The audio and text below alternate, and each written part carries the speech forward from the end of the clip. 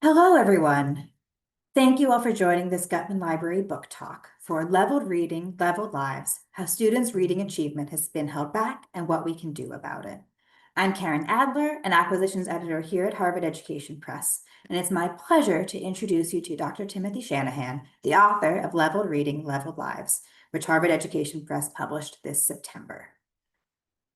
Now, it's nearly impossible to cover all of Dr. Shanahan's many accomplishments and impact on the field of literacy education, but let me try and share a few highlights.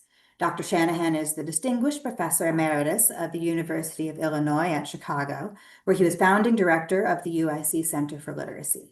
He is past president of the International Literacy Association, and he has served as a member of the advisory board of the National Institute for Literacy under Presidents George Bush and Barack Obama, and he helped lead the National Reading Panel, convened at the request of Congress to evaluate research on teaching reading. He is the author or editor of more than 300 publications on literacy education, but this is his first solo authored book. Let me say personally, it's been a pleasure working with Tim. He's a brilliant and engaging writer, and his book has been flying off the shelves. In fact, it's so popular that HEP is currently out of stock, but don't worry, we're going to be back in stock by the end of this week. And in the meantime, everyone can order the book on Amazon. It's also an honor to introduce our moderator for today's book talk. Please welcome Dr. Nonie Lesaux, the Dean of the Graduate School of Education and the Roy E. Larson Professor of Education here at Harvard. A member of the HGC faculty since 2003, Nonie's research focuses on literacy development and reform, early learning, and leading systems level change, working largely through partnerships with school districts, states, and communities. Her extensive research is similarly difficult to summarize, and among her many publications, she is co-editor of the Handbook of Reading Research, which I had the honor to serve as editor for in my previous role at Routledge, in addition to many other writings and accomplishments. And thank you to Gutman Library for hosting this book talk. We will listen to the conversation and then reserve the last 15 minutes or so for a Q&A. And with that, I turn it over to you, Nonie and Tim. Thank you, Karen. Thank you, Karen. Wonderful to be here. Tim, so great to see you and have a chance to discuss this new and really important, but also really powerful book. You and I go back a long way on a lot of different projects over the years, and it's so great to connect with you today at what feels like a really complex and urgent moment for the field. And your book certainly hits at a time just of that nature. We all recently looked at the NAEP results in this nation, rather dismal results, I would say, overall, a very bleak picture. And as I've been thinking about it, Tim, as sort of a lead into this discussion about where we've been and where we're headed on reading instruction, there sort of seems to me at least two ways to look at the NAEP results. One is that even the learners who are at the top are not likely bringing the level of communication, problem solving, critical thinking skills that are actually right now drivers of growth in the labor market and the economy, these sort of new skills, knowledge-based economy. In many ways, the skills that are needed have really outpaced the system and its approach. So that's one way to look at these results. The second way, perhaps a little more central to your argument, but not entirely distinct, is that the declines in the NAEP over time are actually very steep for those in the bottom 25th percentile, right? That in some ways, that's the group that's driving this trend in the results. And so for all of us who worry just a great deal about educational inequality and think hard about learners who are totally reliant on the public education system for their academic skills, and especially those learners for whom developing their foundational reading skills is a challenge, I think we should feel particularly alarmed in this moment. So that, in many ways, kind of brings me to both having enjoyed the book a lot and to the chance to have this discussion. And I'd love to now sort of turn squarely to your work, but especially the road ahead. And like Karen said, we'll look forward to a discussion, a Q&A with the audience. So I think we'll just jump right in. Okay, well, thank you, Nonie. It's good to be here. Good to see you again. And yeah, I think we've long had this sort of two-part situation with NAEP. There are those kids who are below basic, and the numbers have always been too high at those levels, and there's so much concern about it, though our success in addressing those needs has not been terrific. And then if you look these days, as you point out, those top kids are not doing as well as they have in the past, but frankly, over the last 50 years, if let's say these last couple of rounds of NAEP have been aberrant, they're due to COVID and the kids just aren't in school as much, and let's just set those aside. If you look at those data going all the way back to, well, they started collecting them in 1969, what you see is we've never improved. We're those kids at those higher levels that we need so much in the economy and we need so much in our civic life and so on. The fact is, while the need for literacy has been increasing over the last 5 decades, kids' reading ability has not been going up in the United States. Some of our trading partners have done better. You know, in the 1960s, we were the top in education, just in every which way. And our trading partners have figured out some things that, frankly, we used to do, and have managed to pull ahead of us a bit, or Yeah, at least come up to where we are. So, yeah, good segue to getting to your argument. So there's this thing called instructional level, right? That forms the basis for your argument, Tim, that it's the root cause for our failing generations of readers. So full disclosure, I couldn't agree more, but let's, for the sake of our audience and to get aligned, why don't you talk a little about the concept and the argument, and then we'll unpack it a little bit. okay. There's been a theory in reading education for about 100 years that if we were going to be successful in teaching kids, you had to teach them at their level. That was never defined for a long time. Nobody really knew what their level meant, but it sounded really good. And so you'll find, it shows up in the literature a lot. But over from about 1915 to about 1945, there was what to me looks like a nationwide search for figuring out what that meant. And this didn't just come out of the universities, it was coming out of the school districts themselves. You can find literally dozens of publications about the Berkeley plan and the Albany plan and the Joplin plan. And so everybody had some scheme for how do you test kids and figure out what they should be doing. And it was in the mid 1940s that the scheme that really becomes the basis of a good deal of American reading instruction really gets solidified. It finally, there's an operational definition that lots of people buy into, both in the reading community and then later on in the special education community. And I think it's pretty universal now. I don't think you get too many arguments about the idea that everybody should be taught at their level. But what does that mean? And what it came to mean initially was what you would do is you had to test the kids, and you would test them by having them read some grade level reading passages. They'd read these aloud so that you could tell how many words they could read correctly, and you'd get a percentage. And so let's imagine that it's a 100-word passage.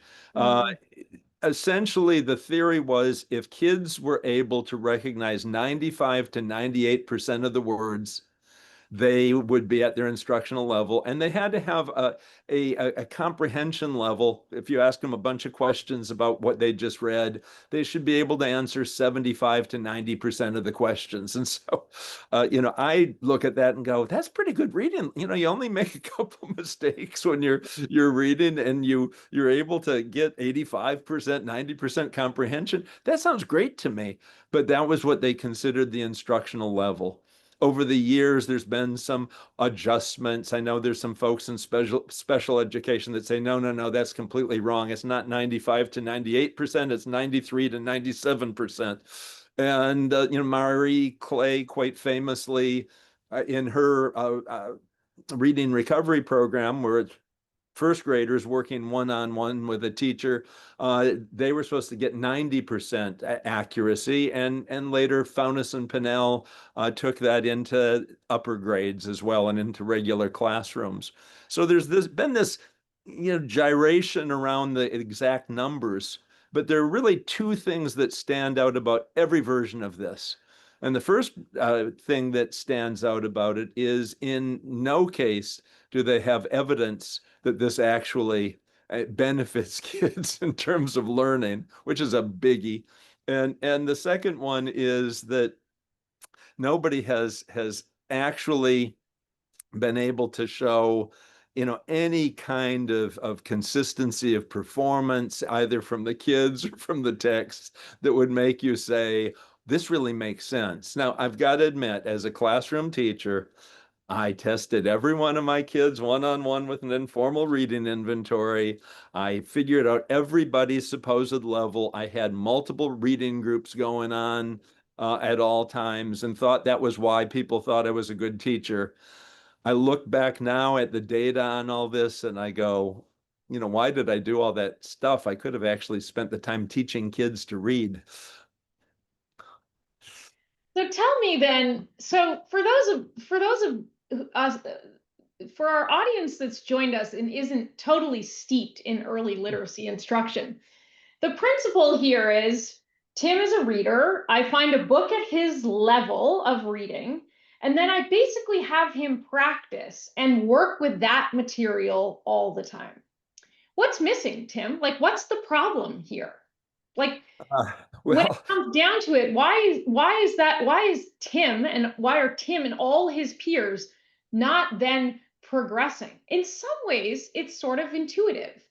I work, we maybe instructional level has a little bit left over to learn, and I keep practicing. But what's the core problem here? Well, the idea was that if a text was too easy, you wouldn't be able to learn. There wouldn't be anything for you to learn. Right. Which is why you'd want the kid to miss some of the words, and you'd want them to not be able to answer 100% of the questions. At the other end, the belief was if it's too hard, it'll overwhelm the kids. They'll act out in the classroom. They won't make any progress.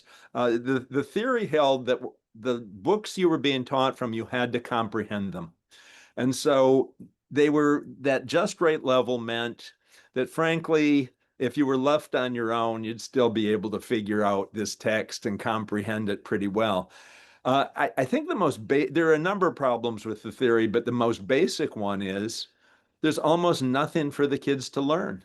That they're going to be practicing in text where they know almost all the words, where they're able to comprehend it without actually analyzing the language or thinking deeply about the ideas, because frankly, you've placed kids in a text where there's simply not that much distance between the youngster and what they're trying to learn. And so you're in a situation like this. If the youngster learns everything in the text that's possible, they make almost no progress. And so, if you're lucky and the teacher has misplaced you or didn't have a place, and so you end up, usually the lowest kids will end up in a harder text than the best readers. There might be something for you to learn, but because of the theory, since the kids are going to largely learn from the practice that they do with these texts, the teachers have no tools for what do you do if the youngster can't read the text well. We don't even talk about that because we've treated it as malpractice. If you're teaching a youngster with a text that's too hard, you're not a very good teacher. So no one wants to talk about that. And so what that means is if I do it perfectly right, the kid has nothing to learn or almost nothing to learn. And if I do it poorly, I have no tools for how to do it successfully, how to make it work anyway. And so kids make some gains, and there are reasons for that, but they don't make the gains that they could, which is why, our kids learn to read. They just don't learn to read as well as we want them to be able to read. So to put an even finer point on it, one thing that hasn't come up is I actually could, or Tim could, be working for years at a level that's my instructional level, but actually well below my grade or age appropriate level as it relates to the content of the text, right? Absolutely. And that happens, well, these days it happens in the majority of classrooms, apparently, according to teacher surveys and that kind of evidence. Most teachers at elementary level overwhelmingly for the last 50, 60 years have claimed that they try to teach kids at their levels.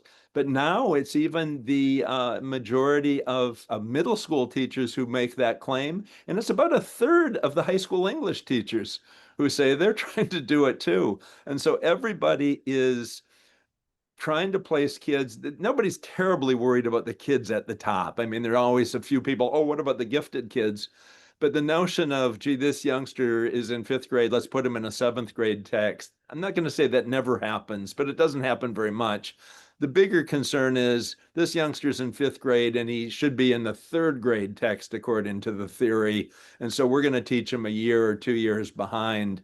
And so the text, as you point out, isn't going to match the youngster's language level, isn't going to match their intellectual level, isn't going to match their curiosity. And socially is really kind of a disaster too, because kids would rather be working with kids in their age group who are doing grade level stuff.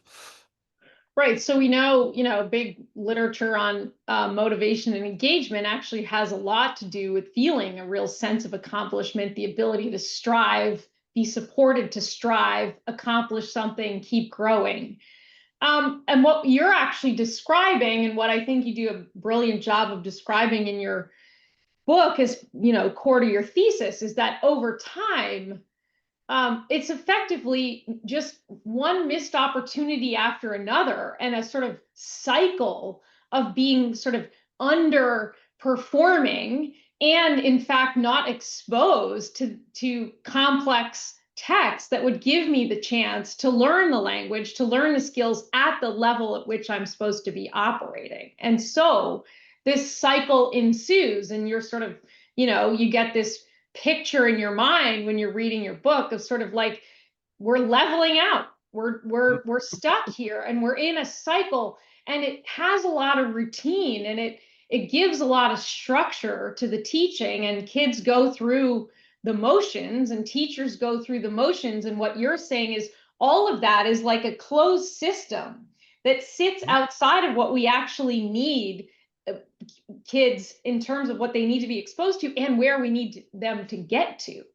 Absolutely. And, over time, every so often, educational experts will write a book or an essay complaining that the books in schools aren't hard enough, that we need, richer literature and better, science books and all that. And they ignore the fact that teachers aren't using those hard texts. They're not putting kids in those hard texts. The texts exist. It's not like nobody's ever written complicated English. They do. The problem is this theory that everybody has to be at their level. And so teachers have all kinds of workarounds. In a reading class, of course, you go to an easier text. But what if you're teaching science and you're using the science textbook and you say, gee, the science textbook's too hard for my eighth graders. What do you do? And we don't have studies of this, but what my own classroom observations over 55 years tell me is sometimes they just skip using the books altogether. They'll tell you that, yeah, they have a science book. The kids can read it if they want to, but the teacher will say something along the lines of, I know what's going to be on the test. I can tell them what they need to learn. I can explain it better than the text can, and therefore they don't need to read it. That's one approach, which means your eighth graders, ninth graders, 10th graders aren't actually reading science. And I used to say that'll happen in a science class, but never literature classes. These days it's actually happening in literature classes too. So that's one. Another one is I'll read it to them. Kids are going to struggle with this. I can read it to them and tell them what it says. And of course, there's an offshoot to that. I know that which kids in the class can read well, they can read it to everybody else. We'll do round robin, we'll do popcorn, we'll do something like that, which means, again, those kids don't actually have to read the material.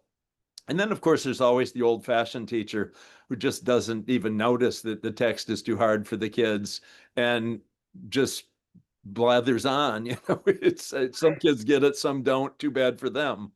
So we could have a long conversation about how we got here. I think, in the interest of time, I'd love to pivot to sort of, so how do we look ahead? Like what is the solution here? Talk us through the substance and the practical of what needs to change quickly. Yeah. Well, I think the first thing that needs to change is we need more schools to make a commitment to trying to teach a grade level curriculum. The reading curriculum in most states, many states had adopted Common Core 15 years ago.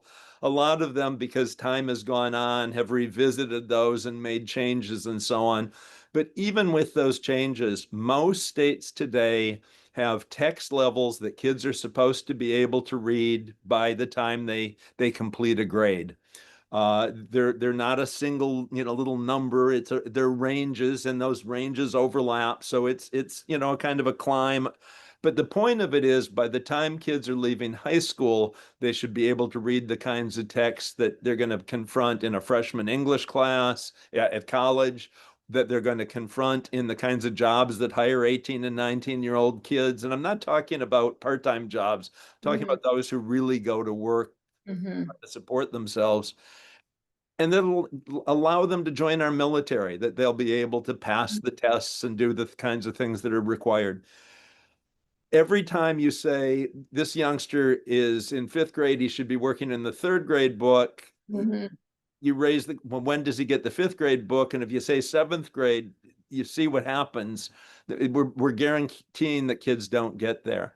There are schools that actually insist on teaching most of their kids or all of their kids grade level material in reading and in math, actually.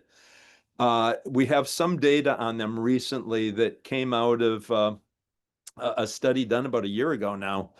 What they did is they identified the 28,000 American schools that are the average achievement level in those schools is below average. So these are, Mm-hmm. our most challenged schools. And of those, about 5%, about 1,300, 1,500 of the schools are actually managing to catch their kids up.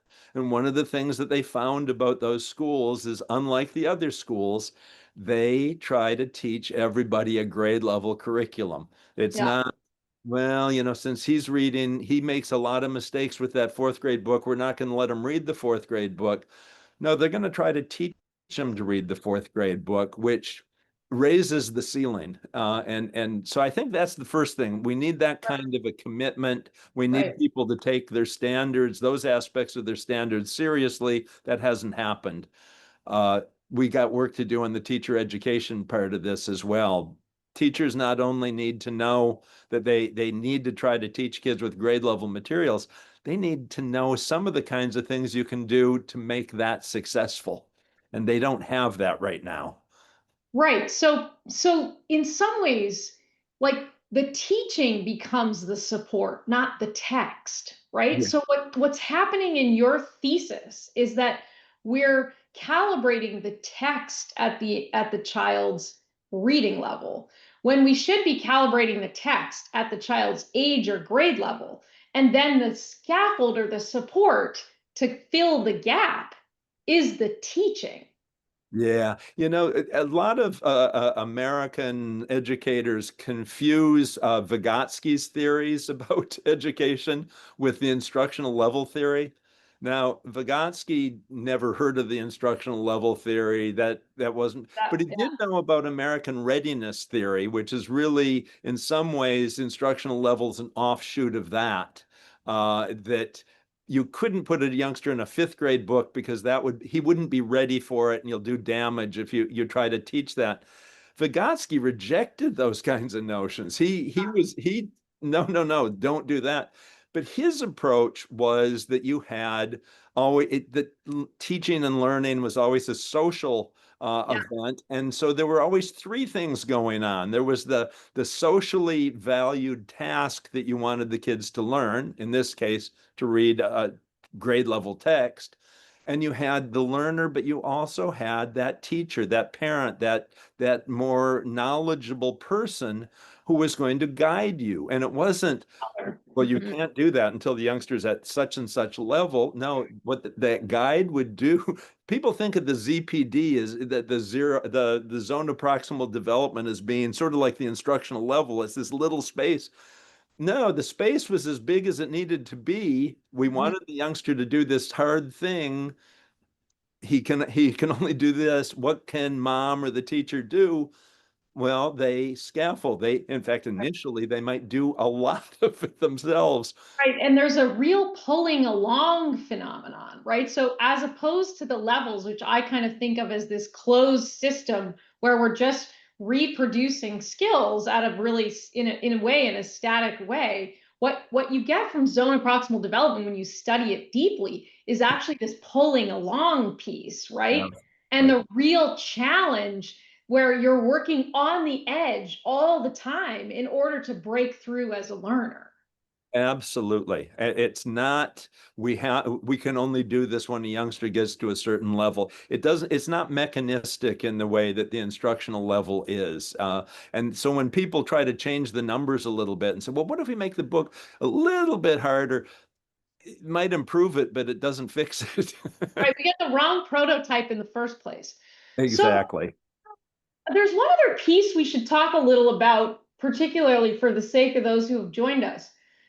What I'd love to hear more about is when you have those, what did you say, about 5% of your 28,000 schools are closing, are pulling along and creating real opportunity for their learners to get to grade level and to look ahead with a brighter future. What you're really saying is this is a different kind of learning environment, full stop, at the level of the literacy, the reading, the writing, the listening, speaking, and in particular, the level of what we use, term we use around here in my own research is like cognitive press, right? Absolutely. So say more, I think, about then what kind of different environment the grade level text drives. It's what we're talking about. It's what you, right? I mean, Yeah. If you take that kind of a cognitive drive stance on it, I think you have to start thinking about things like reading comprehension as being a problems to be solved. I'm not just going to read this book. I'm going to solve the problem that it poses for me. I have to connect with this other human being on the other side of the book, but I've got to figure out what it says and what what it means. And I'm going to do that by, well, how am I going to do that? I just a couple of years ago joined a group of folks. We took on Joyce's Ulysses. Now, I'd read it twice on my own. The first time, I've got to admit, I got virtually nothing out of it. I was totally lost as an adult reader. The second time I read it, I actually got something. I felt like I pulled a theme, which mhm. turned out on a really well scaffolded reading, turned out to be one important but tiny theme in the book that I needed a lot of support to read that book. It was very, very difficult. It was a problem to be solved. There are other smaller problems to be solved, but you have to learn to recognize them.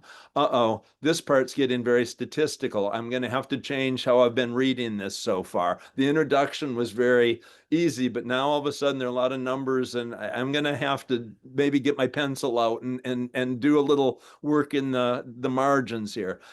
I don't know what that word means, and that doesn't matter. I don't know what that word means. I'd better look it up. Knowing how to do those kinds of things is really important. So here's a simple example. I probably can't come up with a simpler one. Third grade teacher is taking kids through a story. She's got the kids placed as close to their instructional level as she was able to handle in the organization of her classroom. But the story is going to introduce some new vocabulary. And so she's going to pre-teach the vocabulary, pre-introduce the vocabulary so it won't block the kids' understanding of the text and it won't slow them down. And we do that story after story and chapter after chapter in American classrooms. If you look at the words in the various programs, and yes, including programs that my name has been on, you will find quite often we're teaching words that are actually defined in the text. Mhm. We're teaching words that you could figure out from context. We're teaching words that could be figured out from morphological analysis. But we tell the kids what those words are because we know there's just this little distance between them and the text, and we're going to solve that problem. We're not really, we're solving a teaching problem of pulling kids along in a kind of a trivial way instead of really helping them learn. But the kids are never seeing the text as a problem that they're supposed to solve. They're seeing it as the teachers put them in something that's relatively easy for them.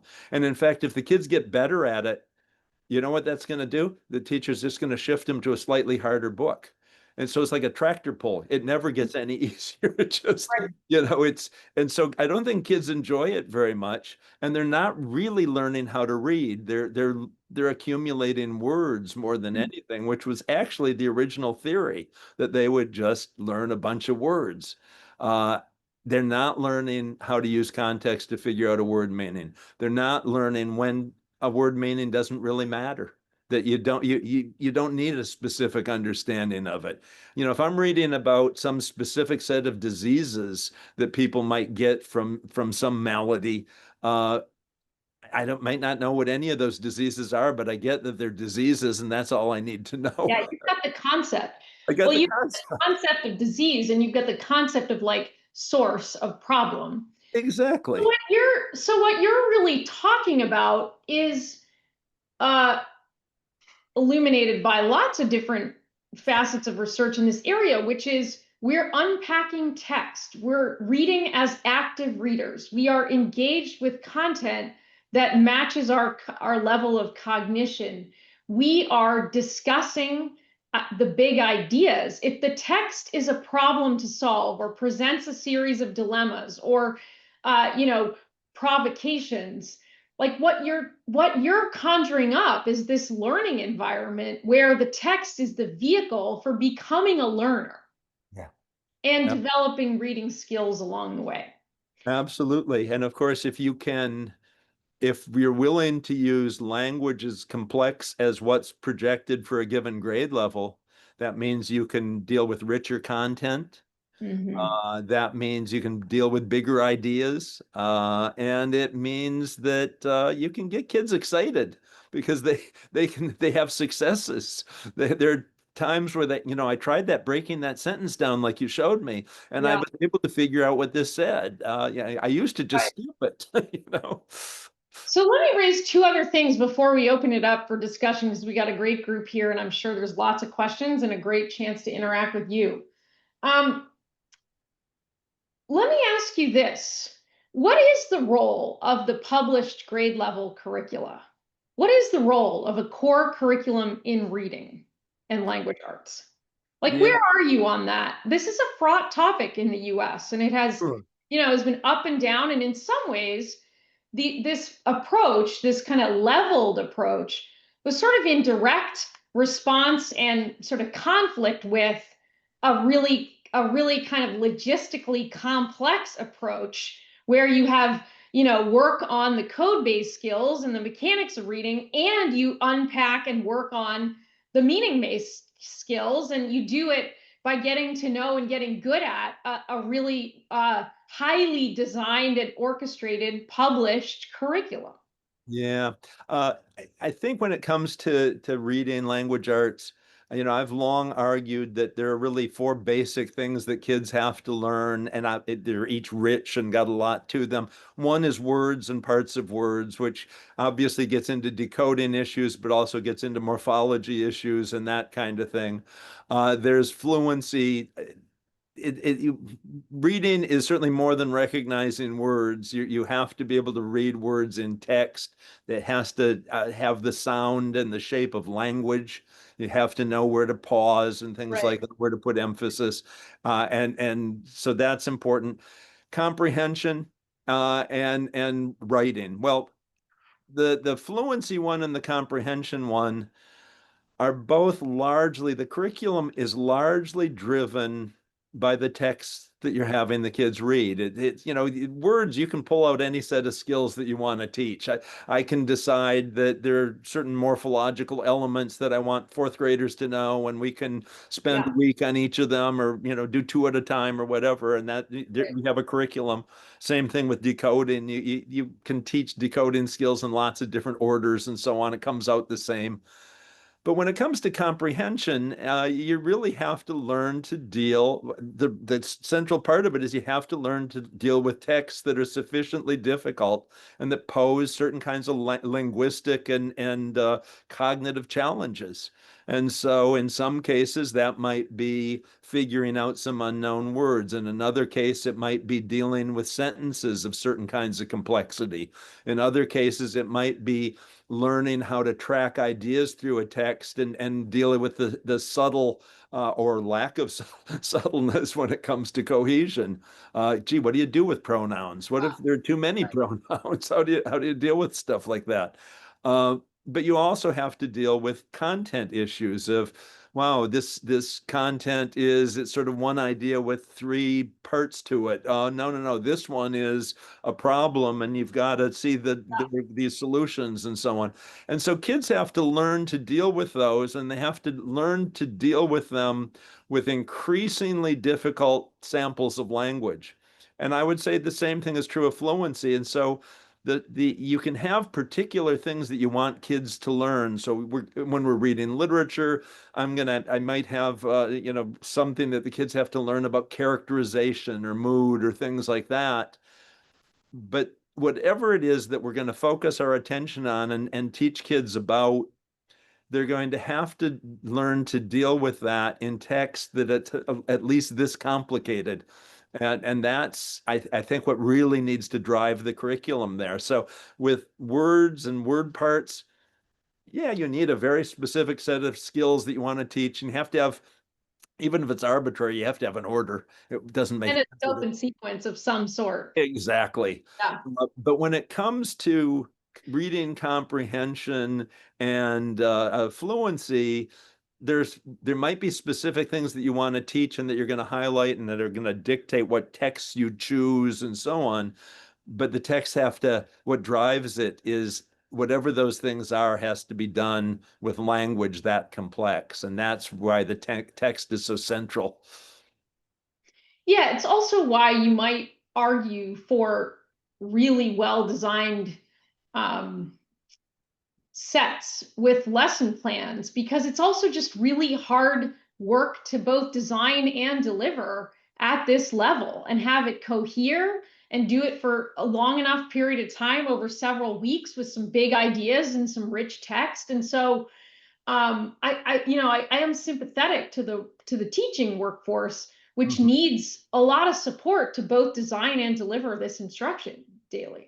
Absolutely. And I think one of the things that we've done wrong in comprehension instruction is we've treated it is a skilled activity in some ways, but we've misunderstood what the skill is. Right. And we've tried to put it in a much too mechanical frame. It needs a much more linguistic, knowledge-based, abstract thinking, right? Kind of reasoning space. Yeah. So, being able to break down a multi-phrasal sentence or a multi-clausal sentence, that takes some skill. That's not just and if you're actually reading texts that have those kinds of structures, there's something to teach, so you can really do something. What we've done instead is treated test questions as being the skill. So if you know how to answer a main idea question, or you can answer a drawing inferences question or drawing conclusions question, which actually doesn't work. Right. And so we've Well, it doesn't help you craft the cognitive schema. Like, what we're trying to do is get the reader to really generate their own schema for what's happening in this text, right? Exactly. And so you want texts that are going to pose problems for kids, and those can be problems that the content poses, but it also can be linguistic challenges and organizational challenges and so on. Yeah, and then you need a professional, an approach to both teacher training and professional learning that helps with just what a different classroom environment that really is, right? To get a lot of readers with today's needs and today's variation, like sometimes I think about the pivot you would be hoping for, and I wonder how that transition really happens in practical terms when you have the variation you do, and when you're asking for effectively a different teaching paradigm. You're going to cover a lot less content and you're going to go much deeper, and you're really going to know how to do a Socratic seminar with third graders, right, around a table. It's interesting. It's a real dilemma. And it will be less, but it's not as much less as you might think, because like Huh, anything difficult, you don't want everything to be at his that's maximum true. level, You don't want to right? get stuck in it either, right? Yeah, so you're going to have to vary. One of the things that we haven't been very smart about, instructional level has said everything that you're teaching with should be instructional level, right? The only time it's harder is when the kids are on their own, and then sort of too bad for them. But when they're Yeah, with the teacher, we don't want it to be hard. When there's somebody there who could help you, we want to make sure it's really pretty easy. And then as soon as it gets a little too easy, move the kid so that it'll be right at that level. Essentially you take away any sense of progress that the kids can yeah, have, and the teacher can have. That's important too. And so there's that motivational problem on their end, but you also are just guaranteeing that kids are not going to be focused on solving the problem. The teacher's asking these kind of questions that are just distant from the kids, what they're trying to solve, what they're trying to do, instead of trying to figure out what's tripping the kids up, which is a more diagnostic kind of approach. Gee, there's this sentence I think is really going to be hard for them. I want a question about the idea in that sentence, right, so that if it turns out they can't answer it, I can go back and teach them. I'll right. teach them what to do with a sentence like that and how it works. And over time, kids are going to get better at this. Yeah, and if we think about the role of text sets, where you might in the course of several weeks, you might move through, not for mastery, but you might move through some different genres on the same topic. Now we're into sort of like, it's really about process over mastery too. Absolutely. And so what we've done historically with text sets, well, it's very hard to get all the books on a text set at the same level. So you almost always end up with some kind of variation. And what teachers have generally done is said, well, Nonie is a good reader, so let her read the hard book in there. And Tim's not so good, so I'll give him the easy one. And then we can, we'll get together and they can tell Right. each other what they read. And won't that be And that's not wonderful? what we mean, That's right? not what we mean. What we mean is, yeah, you might have a text set, and one of the variations might be some of the texts are easier than others, but I want kids to read them all. Some kids might need them as stair steps. I read one of the easy ones, and that gave me a leg up on one of the harder Yeah. ones. And I mean, what's hard for me might not be hard for you. I mean, I think the other piece in all of this, and I appreciated this call out in your argument, is, look, like it's the text itself is a dynamic enterprise with the learner, which is to say, something that's going to function easily for me may not be the case for you, even if we had similar mechanical skills just based on our world knowledge, or whether we had exposure to those concepts and ideas, et cetera. So in some ways, the other fallacy is the idea that there are text levels. There's a reader that's dynamic, there's text, and there's the instructional environment. And all three, in my view, right, is what we want to think about as the level. Absolutely. It's a three variable problem, not a two variable problem. And that's really not how Yeah. people are becoming teachers. That's not what they're learning. Right. I think the only last thing I'll say before we go to questions is, this present day kind of revitalization, or rather kind of movement towards quote unquote science of reading, right? Where we have lots of states passing legislation and districts scrambling to be on the hook for building foundational skills early. 26 letters, 44 sound combinations, like we have to teach phonics. In some ways, it's a double-edged sword, I think, in this moment, in light of your argument.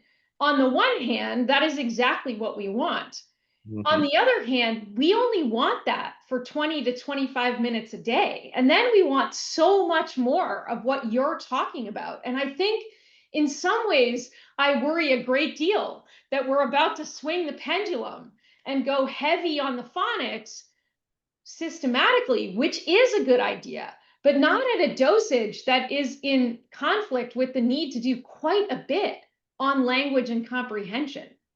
Yeah, and, that was one of the things that I felt like I learned as a consultant and as when I was director of reading for the Chicago Public Schools, that, you can say phonics is important or that kids should be working with grade level text, and everybody hears something different. Somebody, oh yeah, I should do that an hour and a half a day.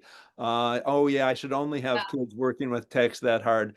And so I found that you had to put times on it. And so that notion of, gee, there are four things you have to teach, four Yeah. areas of the curriculum you have to address. Yes, you can integrate things and so on, but I want roughly a quarter of the time on each of those, which Yeah. guarantees that in the course of a school year, kids are getting 90 hours of word work. They're getting 90 hours of comprehension work. They're getting 90 hours of fluency Right. work. We've got this idea that there is a pie and there's only so much time, and some skills at different stages are going to need more time than others. Yeah, yeah. So, if we are respectful of that and really treat it as the kids' time to learn, Yeah. we do much better. Okay, we're running over. Karen. Let's kick it off to questions. We have some great questions here, and thank you both for such an engaging discussion. We might not have time to get through all of them, but let's start with a question about AI-assisted tools. What are your thoughts on AI-assisted tools that are becoming prevalent in offering leveled text by rewriting them to different grade levels to help students access grade level appropriate content across the curriculum, especially for English learners? Yeah, I'm very skeptical. I'll start there. There were a number of studies done in the 1960s and 70s with readability, and I'm not against readability. I think that it is possible to make decent predictions about how well groups of people might be able to read a particular text. You can tell one text is harder than another generally. Nonie's not wrong. If somebody has more background knowledge about something, they do better than you predict usually, that kind of thing.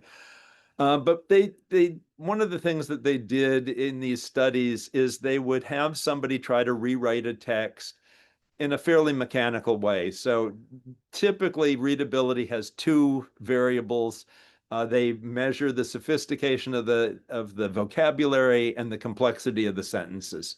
And obviously there's more to a text that makes a text difficult, but all we're really trying to do here is predict and establish a rough level. And so those two variables seem to be just fine. So what if we have AI go in and fix the vocabulary for us? In other words, use more frequent words in place of some more specialized words. Use shorter words. Little words tend to be easier for people than big words. And again, there are exceptions, but you get the idea. Or what if we go after the other variable? What if we have them go through and shorten sentences so that we don't have as much complexity there? And what the studies showed was didn't fix it. The texts were just as hard as they'd been. The original predictions were good, but those kinds of mechanical changes. On the other hand, if you gave a good writer the text and said, people find some vocabulary too hard and sentences can be too complicated and so on, could you rewrite this text and make it more understandable? And they often were able to. But one of the things you see in at least some of the studies is when they would rewrite the text, the readability, the scores would go higher. The text would be rated as higher, even though more people could read it. And so I'm worried, AI hasn't been tested in this regard. It definitely can come up with, we can give you four versions of this, a third grade version, a sixth grade version, and so on, according to Lexiles or one of the other schemes. But whether that actually makes those texts any easier, whether they are making the text harder, we really don't know. And I think AI could be really useful in helping us to develop some of the kinds of things that Nonie was talking about in terms of curriculum. Like, for example, I think AI could do a terrific job of helping to identify certain kinds of sentence structures in a text, or certain kinds of distances between, reference and their follow-ups, that would be very useful to curriculum designers and teachers. But the notion of rewriting the text, our track record on it isn't great. So I say I don't trust it until there's evidence that it helps. I don't think it's a great idea. Well said. Let me add one thing. The one thing that might make it okay is if somebody says, look, I've got this 8th grade book or text that I think is going to be really hard for some of my 8th graders. I got them to do a 2nd grade version and a 5th grade version for me. Have all those kids read all 3. Essentially climb them. Try the supposedly really easy one, and then try the harder one, and see where that gets the kids. I think that kind of climbing those stair steps might be useful. Excellent. I want to see that in practice. I'm going to combine 2 questions here in the interest of time. What do you do if you have a 5th grader reading at a kindergarten level? How can you give them grade level text? What sort of scaffolds or supports might be most effective? But yeah, if a 5th grader is reading at a kindergarten level, I would not try to place them in a 5th grade text for reading. I would, it doesn't mean I wouldn't read such text to kids and so on. The research that we have on what I'm talking about really starts with when kids are in 2nd grade. There are no such studies with kindergartners or 1st graders or preschoolers. And so I'd be loath to say, oh, prescribe that. There are good theories here in this area suggesting that what makes text really hard for beginners are the words. It's the decoding issues, and therefore dealing with decodable text, controlled vocabulary readers, and so on, that allow kids to develop those basic decoding skills. On the other hand, what's pretty clear is by the time kids are at what I would consider like an average end of 1st grade decoding level, or a beginning 2nd grade decoding level, frankly, the studies are saying that's high enough for kids to be able to benefit from those grade level texts, and you can scaffold them up. But if they really can't read the words, and we don't have the studies on it, but Nonie, I'll go a step further on that one and say, and if we're talking about a non-English speaker, like a newcomer who really doesn't even have conversational English, I'd say the same thing. They don't have to have, full academic language at grade level to take on a text, but they should at least have enough English to be conversational and to be able to participate in class and so on. So really beginning level kids, you really do have to pay attention. If there's one of the things wrong with instructional level theory, I think it takes an idea that maybe makes sense with kindergartners and 1st graders and generalizes it to everybody. I don't want to go the opposite direction and try to generalize a really good idea to everybody. It isn't for everybody, not yet. Well, let's go to the next question. I think we have time for 1 or 2 more. What can teachers do to help students become active readers when they're demotivated by the difficulty with reading and therefore disengaged with the learning process? Yeah, I think a lot of times we're assuming that they're demotivated by the difficulty. And what I think the evidence is saying, they're demotivated by reading instruction. Surveys suggest that the majority of elementary kids don't like their reading instruction. They don't, and I think part of that is they're not really learning to do anything that they don't consider to be pretty babyish. They, in other subjects, maybe get a little bit more respect. And so I think that the notion of teaching kids actually how to read something, what people think is demotivating is difficulty. What's demotivating is difficulty that you can't overcome. What instruction is aimed at, and what that the book is really about, is how do you overcome that? How do you teach kids to surmount difficulty rather than to just surrender to it? And so what we're really talking about here is empowering kids and making sure that they can see what they're able to do rather than hiding it from them. Absolutely. Let's see if we can squeeze in two more questions. Let's start with what role ought level text play in students choosing books for free reading? Oh boy, this, I get into this a little bit in the book, and the book is mainly about instruction, but of course that independent level that Bet's included in there makes great sense. And all kinds of teachers and parents have been told to try to protect kids from texts that are too hard. I guess there are books out there where they tell you, oh, really try to discourage the kids from reading harder books and so on. I'm going to say no. As a kid, I tried to read books that often I couldn't understand, but I tried it, and it doesn't hurt you. I can promise you that. That I know from the inside. But a lot of times, for reasons of interest, motivation, background knowledge, social connection, I had one. Their kids want to read harder stuff. I know. I remember giving a talk on this, and a teacher said, in my class, Harry Potter proved that what you're saying is correct, because even the lowest readers took on Harry Potter. They were carrying it around on the playground. Everybody wanted to be part of it. And so I think the idea of let's not discourage kids, but I think I give an anecdote in the book about a librarian who the kid wants to check out a book that she thinks is clearly too hard for him to read. And saying, gee, that book could be really challenging for you, Johnny.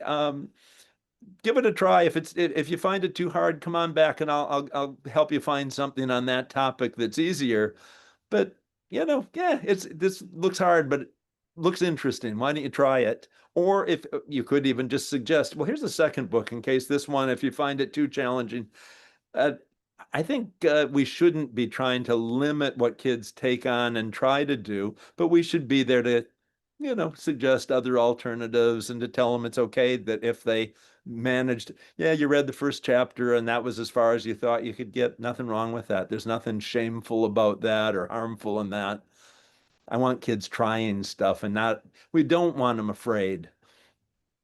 Yeah, we had some great research here at the Ed School on this notion of like absorption and becoming absorbed. And your Harry Potter example is a good one, which is where do we find the hooks? And then often like thinking about the series, right? And the role of the series for tweens and teens and young readers and adults alike, partly driving towards this notion of like real absorption. So I just want to shout out that kind of research.